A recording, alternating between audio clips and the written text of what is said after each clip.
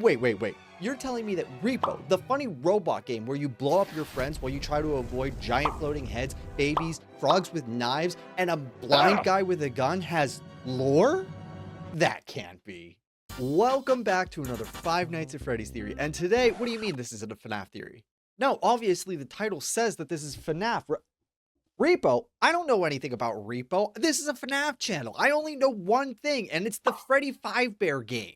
I mean, REPO's just that silly game where you go around collecting valuables or whatever, right? There can't be that much lore to that game. Oh,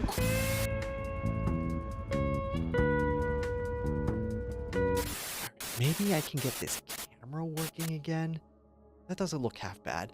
So it looks like some of the monsters from the game might be lurking around, so we might need to change locations every now and then. But maybe if we figure out the lore of REPO, then they'll all go away. I mean, this game can't have a lot of lore, right? Yes, there is lore. There is a lot of lore that we haven't really made public yet. We want the lore to be discovered and explored by you, the players. You will have to put some effort into it. You will have to search and puzzle things together yourself. All right, let's first start by asking what exactly is happening in REPO? Like, what happened to all the people? Because when we first start up the game, we're this weird little robot guy who's going around these abandoned places collecting valuables for some guy called the Taxman, but there's really no signs of human life anywhere. I mean, there used to be, but they seem long gone at this point. And whatever did happen in this game seems to have happened pretty quickly, considering most of the time, whenever we find human remains in this game, they seem to have been going about their average day before they died. Take, for instance, the one that you could find in most times whenever you go to the shop. He's just hunched over the cash register as if he just died working that day. But it's also important to note that they did know that something was coming. They might not have known exactly what, but we do see that there are skeletons around the game that seem to be hiding from whatever was coming. Specifically, there's one skeleton that you can find in the shop if you go into the secret ceiling section. They're hunkered down in there, hoping that whatever was coming would just pass right over them. Now, all this leads me and many REPO theorists to believe that whatever was coming for the human race was some sort of disease, and considering what happened just a few years ago in real life with a certain disease, it's not that hard to believe that many people would take it really seriously and some would take it not so seriously. And this idea is backed up whenever you visit Mechanic Station, the research facility where you could find many items that are biohazard materials, many vials, many test tubes, many packages that are labeled as biohazard, because these researchers were working on something that I think eventually evolved into the disease that destroys the human race. Except what I just said is a lie. The human race doesn't die out from this disease. They do drastically shrink in size, but they don't get wiped off the face of the planet. And I know this because in Mechanic Station, the last date that is marked off is in April of 2097. But if you load up the tutorial and turn to the left, you'll see that there was a Safety Act enacted in 2184, implying that the human race lived almost another 100 years into the future, at least. But if the disease didn't get rid of the human race, then what did? I mean, there's obviously... I think I hear another one of those monsters. Alright, I don't know what that noise was. Maybe it was just a false alarm. I don't see anything around me, but... what was that? Oh, God. Alright, well... looks like that monster might have followed us in here, but it doesn't seem to have found us yet. So as long as we keep quiet, I think we'll be safe. So as I was asking before, what exactly kills the human race? If it wasn't this disease that the researchers were working on, then what was it? Because there's no one left alive around in order to tell us. But that doesn't exactly mean the dead have no secrets for us. Let's take a look at arguably the two most human monsters that we have in the game, the Rugrat and the Headman. Now, what's interesting about both of these monsters is that they each have a structure in the game that seems to imply that they were both human and alive at some point. You could find water fountains that seem to resemble the Rugrat in both Swiftbroom Academy and Headman Manor, and if you can find the graveyard in Headman Manor, you can find a gravestone that has the Headman's face printed onto it. Now, I think the fountain showing up in Headman Manor along with the gravestone is supposed to tell us that the Rugrat and the Headman are both related, but why exactly would the fountain that shows the Rugrat also be showing up at Swiftbroom Academy? Well, I think it's trying to tell us what happened to the Headman family after the disease broke out. After this invisible threat started taking out people all across the globe, one of those people who happened to get hurt was the Rugrat before he turned into a monster. I think the Rugrat was killed by the disease that was sweeping across the globe, and the Headman, before he became the floating head that we know him as, was overcome with grief, so he used his money and power in order to try and bring him back. This is where Swiftbroom Academy comes in, a brand new school of magic that most people kind of just laugh at. I mean, at this point, I don't think the world really knows that magic actually exists. The only evidence that anyone actually went to this school is a poster that you could find showing the class of '87. There's no way that's not a FNAF reference, right? Anyway, it at least looks like that there were people attending this school before this point at first. When you actually take a closer look at this picture, you notice that they're all the same guy.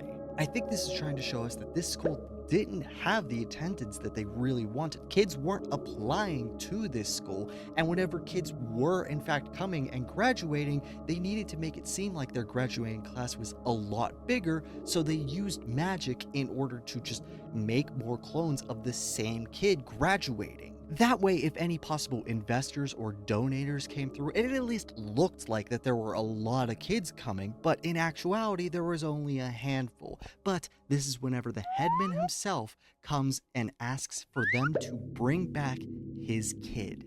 But to everyone's surprise, Swiftbroom Academy actually succeeds. They bring the Rugrat back from the dead. At least that's what it looks like. Now, I don't think that Swiftbroom Academy wants to be a bunch of swindlers. They just kind of need the money and need more people attending the school in order to continue being a university. So whenever the Headman offers a huge bounty in order to bring back his kid from the dead, they jump at the offer, but they kind of cut a few corners, the same way where they cut a few corners to make it look like their class sizes were bigger. So they bring the Rugrat back, but it kind of stays a Rugrat forever, never maturing, never growing, always staying a baby. But no one's going to know about this little hiccup initially. They're all going to see that Swiftbroom Academy had the power in order to bring someone back from the dead. So more people start attending, and the Headman offers them money as long as they build a few water fountains commemorating his son. Now this leads me into probably the most important monster that we have in the game so far, the Headman. Not only is... Crap, I think they might have found me. Alright, hopefully we can find out the rest of the lore quickly, because I am quickly running out of hiding spaces. So, how exactly does the Headman fit into this? How is a giant floating head the key piece to this puzzle? The one domino that once tipped over causes the entire human race to become extinct. Well, like I said earlier, this all starts with the Rugrat, with Swiftbroom Academy bringing back the Rugrat, but not exactly to the Headman's liking. He devotes himself to revenge on Swiftbroom Academy. But of course, the Headman can't exactly go up against Swiftbroom Academy. Yes, he is a very rich person and has a lot of social power, but that doesn't exactly equate to anything when you're dealing with literal wizards. So rather than trying to attend Swiftbroom Academy and learning their ways in order to beat them at their own game, he decides to take things through a higher power. The Headman tries summoning demons to literally attack Swiftbroom Academy. After all, Headman Manor seems to be filled with seances and shrines that seem to be trying to contact some sort of higher power, with pictures of demons with distorted faces all surrounded with candles. The Headman was obviously trying to connect to something in order to gain more power. And I think we can actually find evidence that the Headman not only summoned these demons, but is making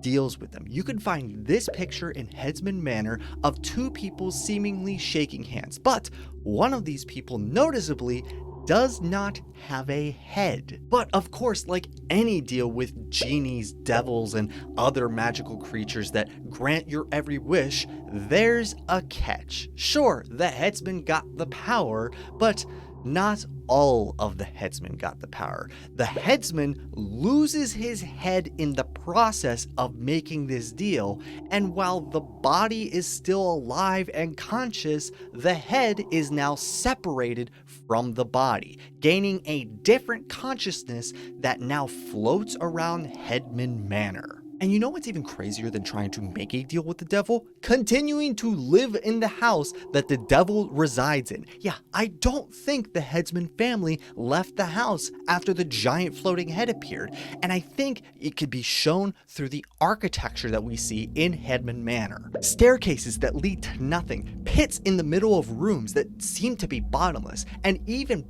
beds that are hiding in the rafters in order to get away from anything in that room, all seem to lead to the idea that the Headman family continued to try to live here. They just changed the architecture in order to confuse any spirits and demons that were roaming the halls. And it all kind of reminds me of the real-life Winchester Mansion, where the family built the mansion in order to confuse spirits that were roaming about, with hallways and staircases that led to dead ends in order to try and keep the family safe. Similar to what we see in REPO with the Headman family. They built their mansion in order to confuse the Headman spirit that was roaming about their hallways. Now, how exactly does this floating head manage to be the final domino in the extinction of the human race? Well, it's not directly caused by him. It's not like the floating head went around and killed everyone on the planet. No, I think it's more indirect, where the family was trying to hide from the headman himself,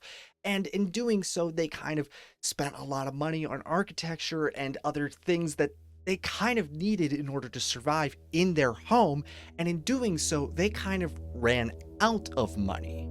So many companies tried stepping in and tried repossessing some of the Headman family's belongings, but anytime they sent any human repossessors, most of them never came back, or if they did, they definitely did not bring enough collateral in order to pay off the Headman family's debt. So a new company was created in order to try and take out the human factor in this equation. R.E.P.O Automation, the company with the solution to your problem. They create the Semibot, a robot that is designed to be dropped off in any hazardous location and repossess any valuable objects that they can find, and keeping those cushy humans safe and sound back at home. On paper, this sounds like a perfect plan. I mean, all the robots should be going into these places and none of the humans should be in any danger. So how do we go from this plan to the extinction of the human race? Well, it has something to do with the Taxman. The Taxman definitely seems to be the odd one out in this equation. I mean, it's this rogue AI that only speaks to the semi-bots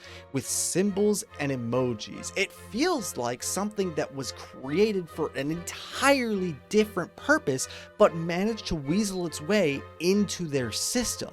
But even before the Taxman manages to take over this entire operation, it definitely seems like the human race is already afraid of the semi-bots. Take the two sculptures that we can find in the new museum update, for example. One of them shows the semi-bot holding a human skull, and another shows the semi-bot's head with a bunch of what looks to be burnt money. This leads me to the idea that after everything that the human race went through, disease, aliens, magic babies, demons, every monster that we've seen so far in this game, the human race was killed by the semi-bots, the things that were created in order to keep them away from the danger. Now, I know that all sounds crazy, right? I mean, we're playing as the semi-bots. We can't be the bad guy in this game, right? But then I ask you to take a look at the skeletons that you can find in this game. Some of the skeletons are all wearing the same accessory, a blue hat with a familiar symbol on it. That's right, these people used to work at R.E.P.O Automations. You could find a few of these skeletons in the tutorial section, but you can find more of them throughout the game. One of them can be found in a dig site in Headman Manor, and the more important one in my opinion is the one that we talked about earlier, the one that can be found in the ceiling of the shop.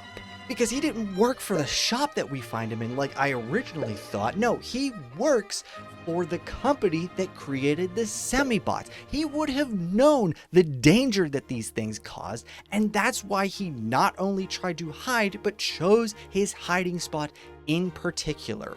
Think about it, he probably has one of the best hiding places in this game. If we're playing single player, it is very difficult to get up there. You either need a few jump upgrades, or you could use some of the items in order to finagle your way up there. If you're playing multiplayer, it's a little bit easier. Somebody could just pick you up and throw you up there, but that's what their grenades are for. If something like that were to happen, he just needs to pull the pin, throw a grenade down, and boom, problem solved.